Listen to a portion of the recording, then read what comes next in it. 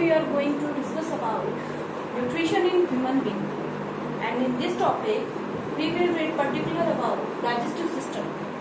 So what is digestive system? First question arises here that what is digestive system? So students, look here. The process of conversion of complex food molecules into simple food by the help of enzymes and some juices is called digestion.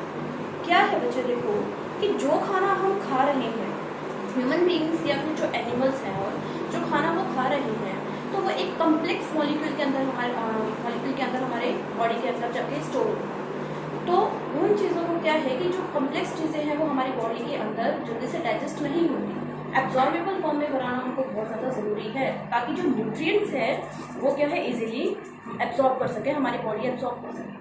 तो बच्चे क्या कि जो digestion process है उसके अंदर क्या होता है कि जो बड़े बड़े फूड मॉलिक्यूल्स थे वो कन्वर्ट हो जाते हैं इसके अंदर सिंपल मॉलिक्यूल्स के अंदर कन्वर्ट हो जाते हैं, जो कि हमारी बॉडी के थ्रू इजीली एब्जॉर्ब कर लिए जाते हैं। इजीली जो न्यूट्रिएंट्स है वो वहाँ से एब्जॉर्ब कर लिए जाते हैं। और ये जो एब्जॉर्प्शन की जो प्रोसेस है, होल जो डाइजेशन की प्रोसेस है, तो उसके लिए कुछ एक हमें एंजाइम्स और साथ में कुछ एक यहाँ पे डाइजेस्टिव जूसेस की जरूरत पड़ती है जो कि डाइजेशन में हेल्प करते हैं। तो इस होल प्रोसेस को क्या कहते हैं? डाइजेशन बोलते हैं। क्या कि जो conversion of complex food molecules into simpler ones with the help of enzymes and several digestive juices, it is known as digestive system. या फिर हम बोल सकते हैं कि पूरा जो सिस्टम अरेंज होता है उसको डाइजेस्टिव सिस्टम बोलते हैं, और ये होल प्रोसेस को क्या बोलेंगे बेटा? डाइजेशन। ठीक है, तो जो ह्यूमन डाइजेस्टिव सिस्टम है उसका ये आप लोगों को डायग्राम दिखता होगा। तो डायग्राम के अंदर अलग अलग पार्ट्स गिवन है। तो बेटा देखो कि जो डाइजेशन शुरू होती है बॉडी के अंदर, तो होल जो डाइजेस्टिव सिस्टम है उसके मेनली दो पार्ट्स होते हैं। दो पार्ट्स कौन कौन से हैं? एक तो कौन सा होता है, कौन सा? Alimentary canal. कौन सा है? Alimentary canal. और जो दूसरा है वो कौन सी है? जो ग्लैंड्स उसके अंदर यूज हो रही है डाइजेशन के अंदर। तो मेनली जो डाइजेस्टिव सिस्टम है उसके दो पार्ट्स प्रेजेंट होते हैं ह्यूमन बीइंग्स के अंदर। कौन कौन से? First one is alimentary canal and second one is glands. तो ये जो दोनों हैं ये आपस में इंटरकनेक्टेड होते हैं, जिसकी वजह से होल डाइजेशन प्रोसेस हमारी बॉडी के अंदर होता रहता है। तो बच्चे देखो क्या है कि जो एलिमेंट्री कैनाल है उसके अंदर मेन ऑर्गन्स आ जाते हैं हमारी बॉडी की। तो कौन कौन से हैं मेन ऑर्गन्स हमारी बॉडी के? जो डाइजेशन है वो स्टार्ट कहाँ से होती है? डाइजेशन जो है वो बक्कल कैविटी से स्टार्ट हो जाती है। और ये जो बक्कल कैविटी है इसको ओरल कैविटी भी बोला जाता है, क्योंकि ये जो कैविटी है ये हमारी माउथ वाली कैविटी कहलाती है। जितनी भी माउथ की कैविटी है, माउथ की कैविटी के अंदर हमारा पैलेट भी आ जाएगा, जो ऊपर वाला रूफ होता है माउथ के अंदर। उसके बाद इसमें साथ साथ हमारे टेप और टंग, तो सलाइवा, जो सारी चीजें हैं ये हम किसके अंदर कंसिडर करते हैं? उसको बक्कल कैविटी के अंदर, जिसको एक ओरल कैविटी भी बोला जाता है। तो जो डाइजेशन है वो स्टार्ट कहाँ से हो जाता है बच्चे? डाइजेशन जो है वो बक्कल कैविटी से ही स्टार्ट होता है। उसके बाद फिर जो खाना है, जो भी फूड पार्टिकल्स हमने खाया था, वो जो है वो स्टेप बाय स्टेप आगे ट्रांसफर होता रहता है। स्टेप बाय स्टेप आगे ट्रांसफर होने में एक बक्कल कैविटी के अंदर गया, उसके बाद वो एक ईसोफेगस के अंदर जाता है, ईसोफेगस के बाद वो स्टमक के अंदर जाएगा, स्टमक के बाद वो कहाँ जाता है बेटा? स्मॉल इंटेस्टाइन, और फिर लार्ज इंटेस्टाइन के अंदर जाता है। और साथ में कुछ एक यहाँ पे ग्लैंड्स भी होती हैं जो कि इसके लिए रिस्पॉन्सिबल होती है, जो कि इसमें हम यूज कर सकते हैं, जो हमारा डाइजेस्टिव सिस्टम यूज करता है। तो बेटा वो कौन कौन से ग्लैंड्स जो है यहाँ पे प्रेजेंट है, तो वो हम इसके अंदर पढ़ेंगे ग्लैंड्स वाले के अंदर। तो देखो इसमें मेनली मैंने दो बताए हैं आप लोगों को, कौन कौन से? एक एलिमेंट्री कैनाल होते हैं और एक ग्लैंड्स होते हैं। तो एलिमेंट्री कैनाल के अंदर हमारी बक्कल कैविटी से लेके और एनस के पोर्शन तक जितने भी ऑर्गन्स इसके अंदर आ रहे हैं वो सभी के सभी किसके अंदर आते हैं बेटा? Alimentary canal. और जो ग्लैंड्स जो हैं, तो ग्लैंड्स जो है इनके बीच बीच में ग्लैंड्स में प्रेजेंट है, जो कि क्या करती हैं? यहाँ पे कुछ एक यहाँ पे डाइजेस्टिव जूसेस को सिक्रेट करती है, और उन डाइजेस्टिव जूसेस को एंजाइम्स बोला जाता है, जो कि बायो कैटालिस्ट होते हैं। क्या होते हैं बेटा? वो एक एंजाइम्स, जिनको बायो के टर्म्स में हम बायो कैटालिस्ट बोलते हैं, जो कि क्या करते हैं? हमारी रिएक्शन रेट को प्रोसीड कर देते हैं, मतलब बहुत ज़्यादा फास्ट। जैसे कि कोई अगर प्रोसेस बहुत ज़्यादा धीरे चल रही है, तो जैसे ही अगर उसके अंदर एंजाइम्स आ जाते हैं तो वो रिएक्शन बहुत ही स्पीडली आगे प्रोसीड हो जाती है। तो वो कौन काम करवाता है? वो एंजाइम्स काम करवाती है। तो इसी तरह जो ग्लैंड्स है वो क्या करेंगी बेटा? यहाँ पे कुछ एक हॉर्मोन्स भी रिलीज करती हैं, और साथ में क्या है? कुछ डाइजेस्टिव एंजाइम्स भी यहाँ पे प्रेजेंट होते हैं, जो कि इसमें यूज होते हैं, हमारे डाइजेस्टिव सिस्टम के अंदर यूज किए जाते हैं। तो यहाँ पे बच्चे कौन कौन सी जो मेन ग्लैंड है वो कौन कौन सी प्रेजेंट होती है, तो यहाँ पे जो मेन ग्लैंड है वो हमारे माउथ के अंदर एक ग्लैंड प्रेजेंट होती है जिसको सलाइवरी ग्लैंड बोलते हैं। Salivary gland. तो ये जो सलाइवरी ग्लैंड है ये क्या रिलीज करती है बेटा, जो हमारे माउथ के अंदर सलाइवा प्रोड्यूस होते हैं ना, तो सलाइवा के अंदर वहां पे एक एंजाइम प्रेजेंट होता है सलाइवरी अमाइलेज। कौन सा? सलाइवरी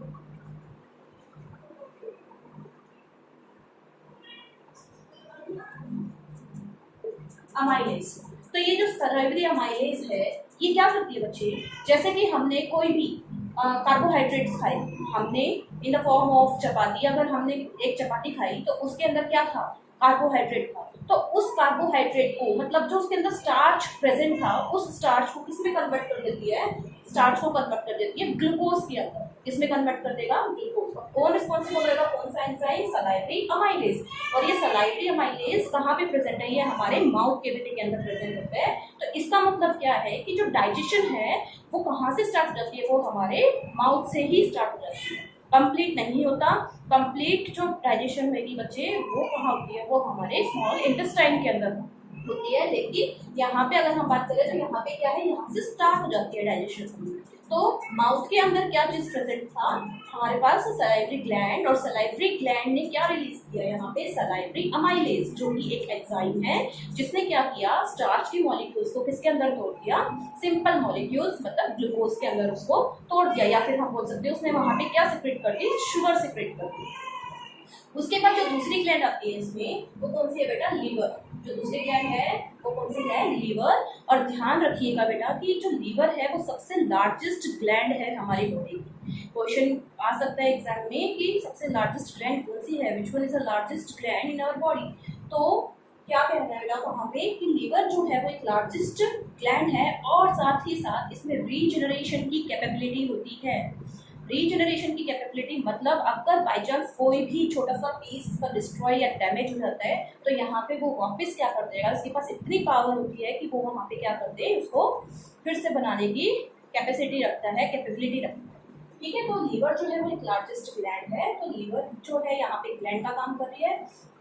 यहाँ से हम बोल सकते हैं बेटा कि यहाँ से एक बाइल जो है सिक्रेट होता है, वो आगे पढ़ेंगे हम। बाइल एक जूस प्रेजेंट है यहाँ पे जो कि सिक्रेट होता है, जो कि आगे फर्दर हमें डाइजेशन में हेल्प करेगा। उसके बाद क्या है यहाँ पे बेटा? एक पेनक्रियाटिक ग्लैंड। ये जो है पेनक्रियास, तो ये जो पेनक्रिया है यहाँ पे भी एक पेनक्रियाटिक ग्लैंड प्रेजेंट होती है। तो ये बहुत इंपॉर्टेंट है पेनक्रियाटिक ग्लैंड। पेपर में मोस्टली पूछ लिया जाता है कि पेनक्रियाटिक ऐसी कौन सी ग्लैंड है जो कि ड्यूअल फंक्शन परफॉर्म करती है? Dual function.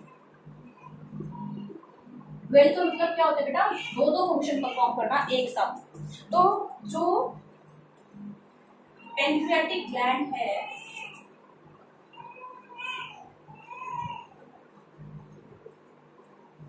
वो दो फंक्शन परफॉर्म करती है। दो फंक्शन कौन कौन से होते हैं इसके अंदर?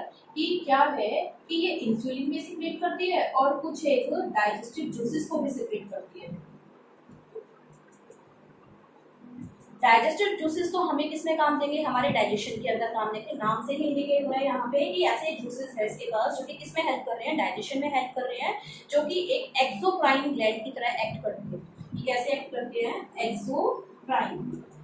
और ये एक एंडोक्राइन ग्लैंड के फॉर्म में काम करता है, जो कि क्या सिक्रेट कर रहा है यहाँ पे? इंसुलिन। और जो इंसुलिन होता है वो एक ऐसा हार्मोन होता है बच्चे जो कि हमारी बॉडी के अंदर ब्लड के अंदर शुगर लेवल को कंट्रोल करने में हेल्प करता है। तो वो कौन सा है? वो इंसुलिन। और वो कौन सिक्रेट कर रहा है? Pancreatic gland. और ये पेनक्रियाटिक ग्लैंड कहाँ पे प्रेजेंट है? ये हमारी पेनक्रियास के अंदर प्रेजेंट है। तो यहाँ से क्या है क्वेश्चन क्या राइज होता है कि जो पेनक्रियास है वो, या फिर इस तरह से क्वेश्चन राइज हो जाएगा कि ऐसी कौन सी ग्लैंड है जो ड्यूअल फंक्शन वर्क करती है? मतलब क्या है बेटा? देखो कि जो एक्सोक्राइन भी होती है और जो एंडोक्राइन भी होती है, दो तरह की ग्लैंड्स प्रेजेंट होती है बच्चे हमारी बॉडी के अंदर। एक है एक्सोक्राइन और एक होता है एंडोक्राइन। तो जो एक्सोक्राइन ग्लैंड्स है वो हमें किसमें हेल्प करती है? डाइजेशन। मतलब बॉडी से बाहर, ब्लड से बाहर अगर उसको हार्मोन सिक्रेट करना है तो वो एक एक्सोक्राइन ग्लैंड की तरह काम करती है। और अगर ब्लड के अंदर ही सिक्रेट कर रही है कोई भी हार्मोन्स को तो वो कौन से होते हैं बेटा? वो होते हैं एंडोक्राइन। तो देखो ये जो एंडोक्राइन है, ये इंसुलिन जो है एंडोक्राइन है, तो ये क्या करती है हमारे ब्लड के अंदर शुगर के लेवल को कंट्रोल करके रखती है। और ये जो है एक्सोक्राइन की तरह एक्ट कर रही है, ये किसमें हेल्प करेगी, ये हमें डाइजेशन में हेल्प करेगी। ठीक है, तो इधर से ये याद रखना है कि पैंक्रियाटिक ग्लैंड ऐसी है जो कि क्या है, एक्सोक्राइन भी एक्ट करती है और एंडोक्राइन भी एक्ट करती है, मतलब ये डुअल फंक्शन प्ले करती है। ठीक है, उसके बाद हम बात करते हैं, देखो बच्चे यहाँ पे फिर बात में क्या है कि स्मॉल इंटेस्टाइन और लार्ज इंटेस्टाइन के पास भी काफी जूसेस प्रेजेंट होते हैं जो कि इसमें हेल्प करती है, डाइजेशन में हेल्प करती है। तो अब हम इसके क्या है कि ऑर्गन्स को भी हमने पढ़ लिया है यहाँ पे, और साथ के साथ हम इसमें ग्लैंड्स को भी पढ़ चुके हैं। तो अब हम इसका फंक्शन देखते हैं तो किस तरह से होता है। तो बच्चे देखो फंक्शन में मेनली 5 प्रोसेसेस आते हैं जो कि क्या करता है, पूरे डाइजेशन को कंप्लीट करता है हमारी बॉडी के अंदर। तो वो जो 5 प्रोसेसेस है वो कौन कौन से हैं बेटा, देखो 5 मेन प्रोसेसेस जो है डाइजेशन के वो कौन कौन से होते हैं, इंजेशन, डाइजेशन, एब्जॉर्प्शन, एसिमिलेशन और ईजेशन। तो अगर मैं एक एक करके आप लोगों को समझाऊं कि क्या क्या प्रोसेस है तो बहुत ही आसान है बेटा, आप लोगों को बहुत मतलब इजीली याद हो सकता है कि इंजेशन का मतलब क्या है, इंजेशन का मतलब होता है इनटेक ऑफ फूड, मतलब हमने जब खाने को अंदर मुंह के अंदर डाला तो उस प्रोसेस को क्या कहते हैं, इंजेशन। क्या बोलते हैं बच्चे, इंजेशन। सेकेंड जो प्रोसेस आती है वो है कौन सी, डाइजेशन। डाइजेशन का मतलब क्या है कि एक बार जब खाना हमारी बॉडी के अंदर चला गया तो उसके बाद उसके अंदर कैसे कैसे प्रोसेस हो रही है, मतलब कॉम्प्लेक्स फूड जो है वो बिल्कुल छोटे छोटे मॉलिक्यूल्स के अंदर टूट जाता है, जिसकी वजह से इजीली क्या होते हैं, वहाँ के जितने भी न्यूट्रिएंट्स थे वो हमारी बॉडी उसको इजीली एब्जॉर्ब कर सकती है। तो वो प्रोसेस किसके अंदर आ जाती है, डाइजेशन के अंदर होती है। थर्ड जो प्रोसेस होती है बेटा वो आती है एब्जॉर्प्शन की। तो एब्जॉर्प्शन क्या होता है, एब्जॉर्प्शन का मतलब होता है सोखना। सोखना मतलब अब हमारे ब्लड के अंदर क्या हो रहा है कि चीज़ें जो है जो जितने भी हमने न्यूट्रिएंट्स खाए थे इन the form of carbohydrates, fats, lipids, तो ये सारे के सारे प्रोटीन्स की फॉर्म में जो हमने खाया था, तो ये सारे क्या होते हैं वहाँ पे एब्जॉर्ब होने स्टार्ट हो जाते हैं।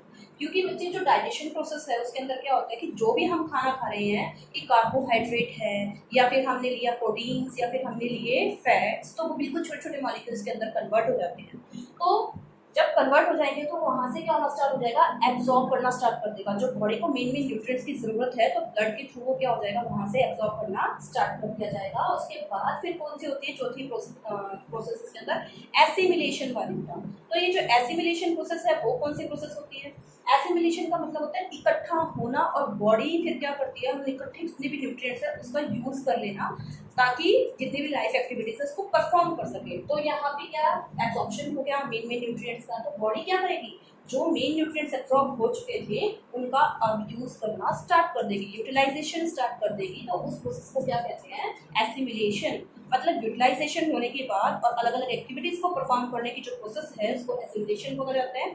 और उसके बाद क्या है कि जो फूड एसिमिलेट हो चुका, मतलब जो हमने यूज कर लिया, उसके बाद जो अनडाइजेस्टेड फूड अभी भी हमारी बॉडी के अंदर बच गया in the form of waste, वो क्या है हमारी बॉडी से रिमूव हो जाता है। वो कौन सी प्रोसेस होती है, ईजेशन। कौन सी प्रोसेस है, ईजेशन। इंजेशन और ईजेशन डिफरेंस है यहाँ पे, आई एन इन मतलब हम क्या करेंगे, फूड को अंदर लेंगे। ईजेशन का मतलब क्या है, यहाँ से फूड को हमने रिलीज कर दिया जो कि एक वेस्ट प्रोडक्ट था हमारी बॉडी के लिए।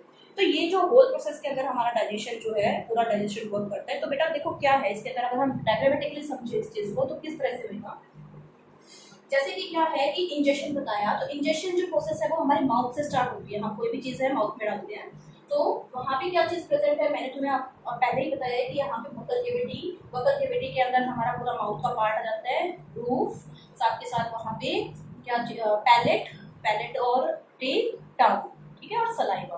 तो वहाँ पे क्या प्रेजेंट थी, कौन सी gland, salivary gland. Salivary gland क्या करेगी कि हमने जो खाना खाया तो कॉम्प्लेक्स मॉलिक्यूल को तोड़ना स्टार्ट कर देंगे। कॉम्प्लेक्स मॉलिक्यूल टूट जाएगा जिसकी हेल्प से सलाइवरी अमाइलेज, सलाइवरी ग्लैंड ने कौन सा एंजाइम रिलीज करा, सलाइवरी अमाइलेज। और अमाइलेज ने क्या किया, जितना भी जो वहाँ पे स्टार्च प्रेजेंट था उसको तोड़ना स्टार्ट कर दिया और किसमें कन्वर्ट कर दिया बच्चे, उसको शुगर के अंदर कन्वर्ट कर दिया, मतलब एक सिंपल फॉर्म दे दी उसको। उसके बाद वो जो फूड है वो वहाँ पे ट्रांसफर होएगा, वो एक फूड पाइप जिसको हम ईसोफेगस भी बोलते हैं, ईसोफेगस के अंदर वो जो फूड है वो ट्रांसफर हो जाएगा। और जो ईसोफेगस होती है बेटा इसके अंदर डायरेक्ट ऐसे ही नहीं जाता खाना, कैसे जाएगा, इसके अंदर रिदमिक कॉन्ट्रैक्शन और रिलैक्सेशन होती है। रिदमिक कॉन्ट्रैक्शन मतलब क्या होता है, एक बार कॉन्ट्रैक्ट होगी फिर रिलैक्स, फिर कॉन्ट्रैक्ट फिर रिलैक्स, उसके वजह से जो फूड है वो आगे पास होता रहेगा, पाइप के अंदर। तो इस तरह से इस मूवमेंट को यहाँ पे क्या बोला जाता है कि जो रिदमिक कॉन्ट्रैक्शन बताई है उसको कहते हैं बेटा पेरिस्टलेटिक मूवमेंट।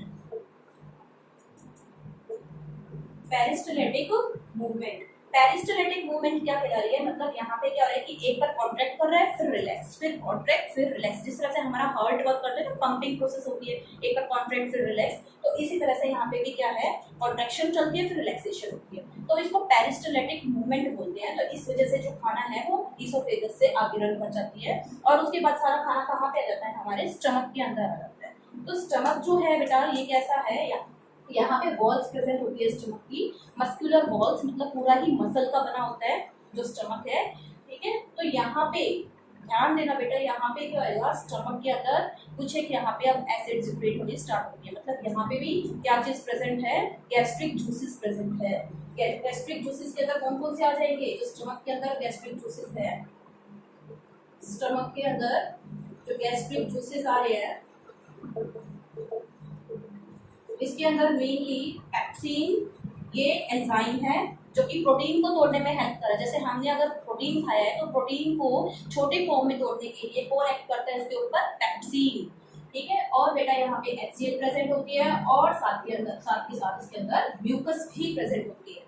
तो ये तीन चीजें यहाँ पे प्रेजेंट है, कहाँ पे, स्टमक के अंदर। याद रखना बेटा स्टमक के अंदर कौन कौन सी चीजें हैं, पेप्सिन, HCl और म्यूकस।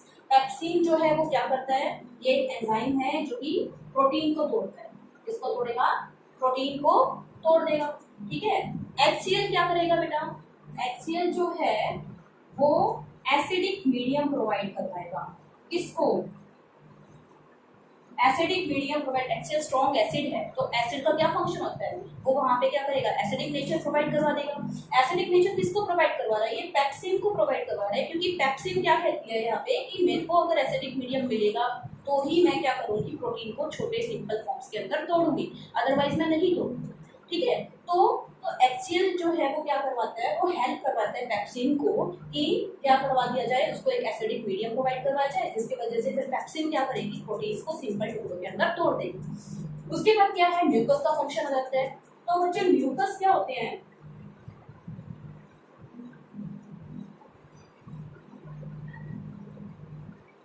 म्यूकस, जैसे ये मैंने स्टमक बनाया तो इस स्टमक के इधर सारे यहाँ पे क्या प्रेजेंट होती है, एक लेयर प्रेजेंट होती है, मोटी सी चिपचिपी लेयर होती है, स्टिकी लेयर, जिसको हम क्या बोल देते हैं, म्यूकस। तो म्यूकस क्या करती है बेटा, देखो जब क्या है कि यहाँ से जब HCl ज्यादा सिक्रेट होना स्टार्ट हो जाता है, ज्यादा एसिडिक मीडियम हो जाता है, तो उस टाइम पे ज्यादा एसिडिटी को मेंटेन करने के लिए, प्रिवेंट करने के लिए, ताकि वहाँ पे एसिडिटी ज्यादा ना हो जाए, तो म्यूकस क्या करती है, वहाँ पे काम करती है, मतलब एक लेयर फॉर्म कर लेगी, जिसकी वजह से क्या है, एसिड ज्यादा अपना काम वहाँ पे शो नहीं कर पाएगा।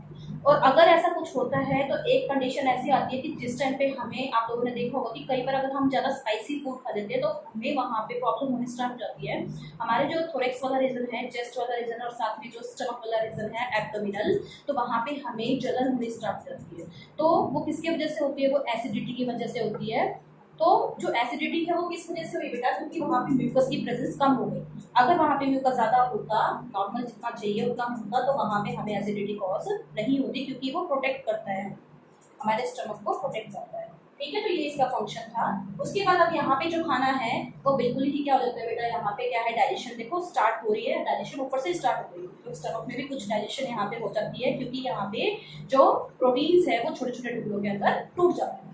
उसके बाद बेटा क्या आता है कि जो खाना है वो वहाँ पे जाना स्टार्ट करेगा स्मॉल इंटेस्टाइन के अंदर। तो जो स्मॉल इंटेस्टाइन है, स्मॉल इंटेस्टाइन में डायरेक्ट नहीं जाएगा खाना, पहले क्या होगा कि जो लीवर है और साथ में जो पेनक्रियाज है, यहाँ पे मैंने बनाया है एक लीवर और यहाँ पे बनाया है पेनक्रियाज, जो एक लीफ लाइक स्ट्रक्चर है। तो इनके पास भी क्या प्रेजेंट है, मैंने पहले ही बताया था कि लीवर के पास एक यहाँ पे जूस प्रेजेंट होता है, जिसको क्या बोलते हैं, बाइल जूस।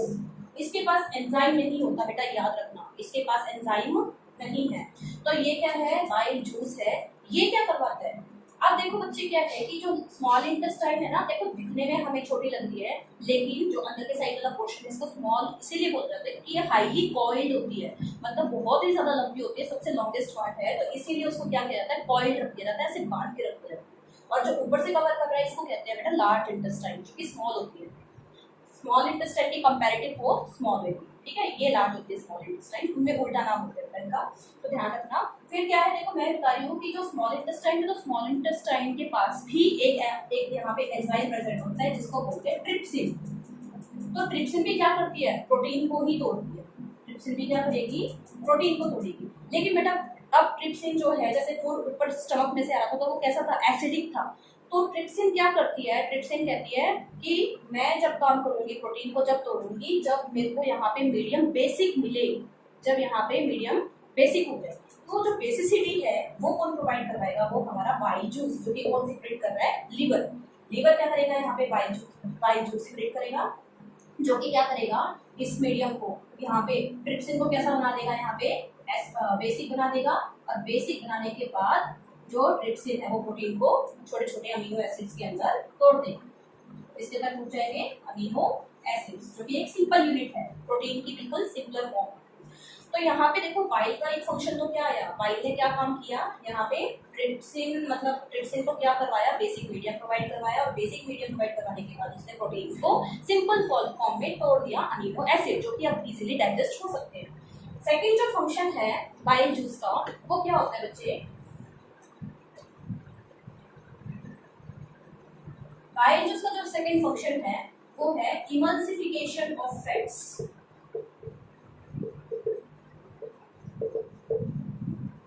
अब ये इमल्सिफिकेशन ऑफ फैट्स का मतलब क्या होता है, जैसे बच्चे हमने कोई चीज ऑयली खा ली, ठीक है, तो उनके अंदर फैट ज्यादा था, तो अब बड़े बड़े मॉलिक्यूल्स होते हैं फैट के, तो बाइल जूस क्या करता है, बड़े बड़े मॉलिक्यूल्स जो थे फैट के, उसको क्या करता है, बिल्कुल ही छोटे छोटे टुकड़ों के अंदर तोड़ देगा। तो उस होल प्रोसेस को क्या कहा जाता है, इमल्सिफिकेशन ऑफ फैट्स। मतलब जो लिपिड्स के, फैट्स के जो बड़े बड़े मॉलिक्यूल्स थे, उनका कन्वर्जन किसके अंदर, सिंपल मॉलिक्यूल्स के अंदर, तो वो टर्म कहलाती है इमल्सिफिकेशन ऑफ फैट्स। और बहुत ज्यादा इंपॉर्टेंट है, क्योंकि यहाँ से क्वेश्चन अराइज होता है एग्जाम में कि what is the function of bile, जिसमें जैसे क्या है बच्चे, देखो इसके पास मैंने तुम्हें बताया कि एंजाइम नहीं है लेकिन फिर भी ये काम कर रहा है, तो इस तरह से क्वेश्चन अराइज हो सकता है। तो क्या है कि जो बाइल जूस है वो किसमें हेल्प कर रहा है, एक बेसिसिटी प्रोवाइड करवाने में हेल्प कर रहा है ट्रिप्सिन को, ताकि वो वहां पे क्या कर सके, प्रोटीन को तोड़ सके छोटे छोटे यूनिट्स के अंदर। और सेकेंडली किसमें हेल्प कर रहा है, इमल्सिफिकेशन ऑफ फैट्स, मतलब क्या है, यहाँ पे बड़े बड़े फैट के मॉलिक्यूल्स को सिंपल मॉलिक्यूल्स के अंदर तोड़ रहा है। तो ये प्रोसेस कौन सी होती है, हो गई बाइल की, जो कि कहाँ से सेक्रेट हो रहा था, हमारे लिवर से। उसके जस्ट बाद जो पेनक्रियास थी, तो पेनक्रियास से भी कुछ एक पेनक्रियाटिक जूस सिक्रेट होगी, जो मैंने तुम्हें पहले भी बताया था कि डुअल फंक्शन परफॉर्म करती है। तो बेटा इन दोनों की जो सिक्रीशन है ना, लीवर की और पेनक्रियास की, वो ऐसे डायरेक्ट नहीं जाएगी स्मॉल इंटेस्टाइन के अंदर, पहले वो कहाँ पे जाती है, यहाँ पे गॉल ब्लैडर होता है, लीफ लाइक स्ट्रक्चर, यहाँ पे भी एक गॉल ब्लैडर है, जो कि क्या करेगा, एक कनेक्टिंग पॉइंट है यहाँ पे, मतलब इसका भी सिक्रेशन, लीवर का और पेनक्रियास का सिक्रेशन दोनों एक कॉमन डक्ट के अंदर खुल जाते हैं। और फिर ये वाला जो जितने भी इसके पास हार्मोन्स थे, वो सारे के सारे ट्रांसफर होते हैं स्मॉल इंटेस्टाइन के अंदर। अब बच्चे स्मॉल इंटेस्टाइन जो था, स्मॉल इंटेस्टाइन के अंदर